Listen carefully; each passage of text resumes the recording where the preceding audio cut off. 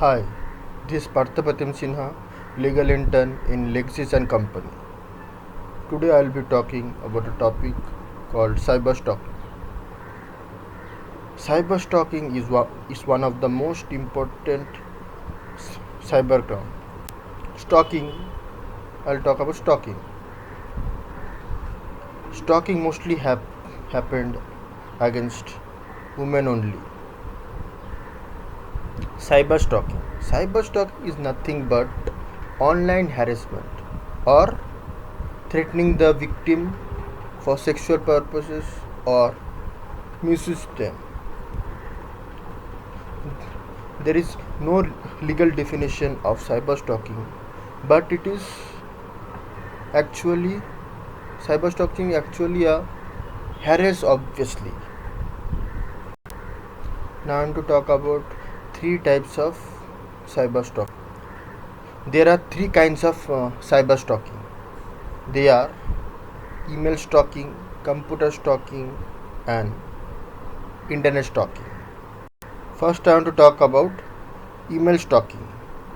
Email stalking is one of the most common forms of stalking in the physical world. Involve telephoning, sending email, and actual surveillance.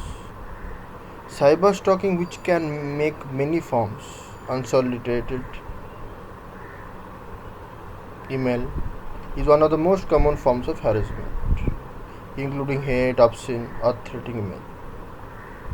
Other forms of harassment include sending the victim viruses or high volume of electronic junk mail. Now I want to talk about computer stalking. Computer stalking, which explores the working of the internet and the Windows operating system in order to assume control over the computer of the targeted victim. It is probably not widely recognized that an individual Windows-based computer connected to the internet can be identified and connected to another computer through to the internet. This connection is not the link via third-party characterizing typical internet interaction. Rather, it is a computer-to-computer connection, allowing the interloper to exercise control over the computer of the target. Now I want to talk about internet stalking. In this internet stalking, stalkers can comprehensively use the internet in order to slander and endanger their victims. In such cases, the cyber stalking takes on a public rather than a private dimension. What is particularly disturbing about this form of cyber stalking is that it appears to be most likely to spill over into physical space. Generally, cyberstalking is accompanied by traditional stalking behaviors such as threatening phone calls, vandalism of property, threatening mail, etc. There are important difference between the situation of someone who is regularly within shooting range of his or her stalker and someone who is being stalked from 2000 miles away. Now I want to talk a landmark case.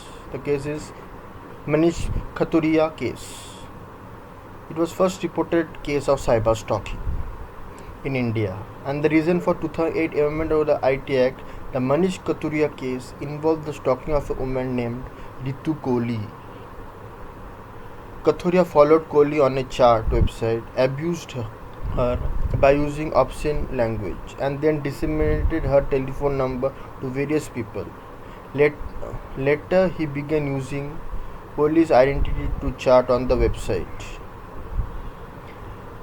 As a result, she started receiving almost 40 obscene telephone calls at odd hours of the night over 3 consecutive days. The situation forced her to report the matter to Delhi police. As soon as the complaint was made, Delhi police traced the IP address and arrested Kathuria under Section 509 of IPC, Indian Penal Code. The IT Act was not invoked in the case since it had not come into force at the time when the complaint was filed.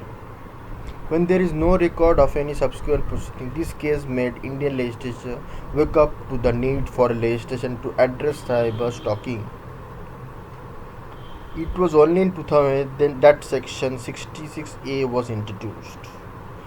As a result, now cases are being reported under this section as opposed to section 509 of IPC, as was the case where Delhi University student was arrested for stalking a woman from Goa by creating fake profiles on social networking websites, uploading pictures in them and declared her to be his wife. It is hoped that the decision in this in this would favor the victim.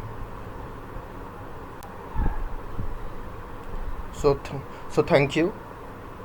Hope you like this video. Thank you.